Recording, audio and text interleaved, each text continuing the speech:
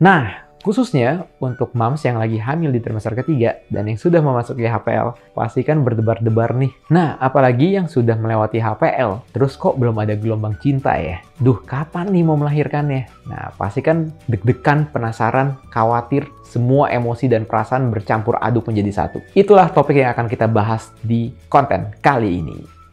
Sebetulnya melewati HPL itu bukan suatu momok yang harus ditakutin ya. Aduh, ini kok udah lewat, kok belum lahir-lahir. Tenang, jangan khawatir.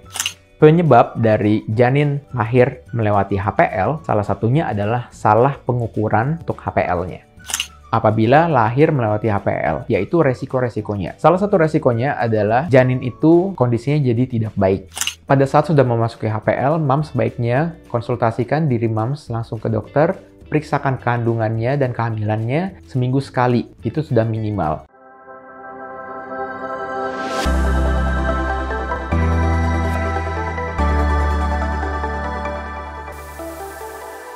Hai, kembali lagi di channel Dr. Kevin. Gimana? Apa kabarnya semua? Semoga semua dalam keadaan sehat ya. Nah, khususnya untuk moms yang lagi hamil di trimester ketiga dan yang sudah memasuki HPL, pastikan berdebar-debar nih. Nah, apalagi yang sudah melewati HPL, terus kok belum ada gelombang cinta ya? Duh, kapan nih mau melahirkannya? Nah, pastikan deg-degan, penasaran, khawatir, semua emosi dan perasaan bercampur aduk menjadi satu. Itulah topik yang akan kita bahas di konten kali ini.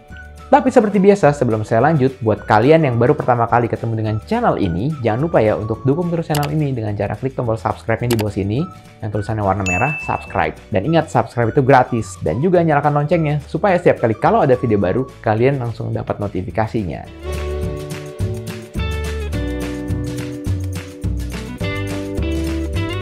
Janin dikatakan terlambat lahir, yaitu janin yang melewati HPL atau hari perkiraan lahir. Sebetulnya melewati HPL itu bukan suatu momok yang harus ditakutin ya. Aduh, ini kok udah lewat, kok belum lahir-lahir. Tenang, jangan khawatir. HPL itu adalah hari perkiraan lahir. Jadi itu hanya perkiraan. Nah, biasanya memang bisa maju tuh 2 minggu. Sebagian besar memang akan lahirnya maju dibandingkan dengan HPL. Tetapi bisa juga nih mundur sekitar 1 sampai maksimal 2 minggu dari HPL. Tetapi memang ada beberapa hal yang moms dan dads harus ketahui.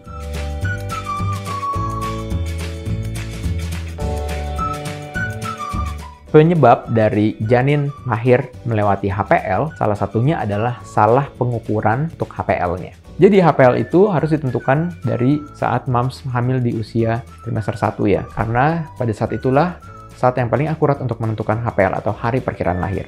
Atau untuk moms yang mempunyai siklus mens teratur, misalnya 28 hari, nah itu moms juga bisa menentukan tuh kapan HPL-nya. Jadi kalau memang sudah mensnya teratur, berarti HPL-nya pun itu juga lebih akurat dibandingkan dengan moms yang mempunyai siklus menstruasi yang tidak teratur. Penyebab lainnya adalah janinnya berukuran lebih besar.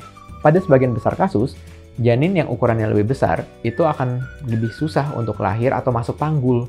Jadi yang moms rasakan di trimester ketiga akhir adalah moms adanya kontraksi nih. Tapi kok janinnya belum masuk panggul ya? Terus moms tungguin lagi. Nah, itu yang akan membuat janinnya lahir melewati HPL. Dan juga masih ada penyebab-penyebab lainnya. Karena itu moms harus konsultasikan langsung ya ke dokter moms masing-masing. Supaya bisa dilihat nih apakah letak plasentanya bagus atau menutupi jalan lahir, ataukah ada infeksi atau enggak. Nah, itu harus ditentukan melalui pemeriksaan langsung.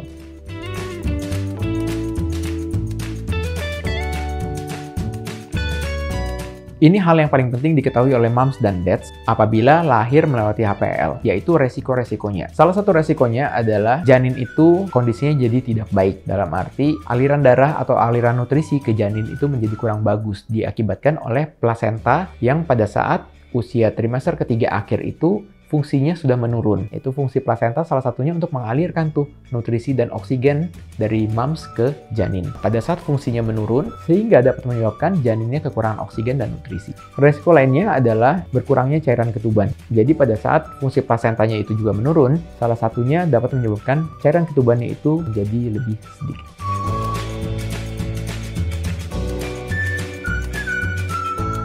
Pada saat sudah memasuki HPL, moms sebaiknya konsultasikan diri moms langsung ke dokter, periksakan kandungannya dan kehamilannya seminggu sekali.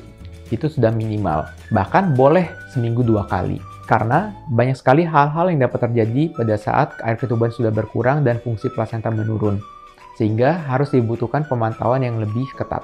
Oke, sekian dulu konten Dr. Kevin kali ini. Jangan lupa untuk dukung terus channel ini dengan cara klik tombol like, komen, subscribe, serta share video ini ke semua sosial media kamu supaya video ini dapat tersebar luas dan bermanfaat. Saya Dr. Kevin, until tomorrow and stay healthy.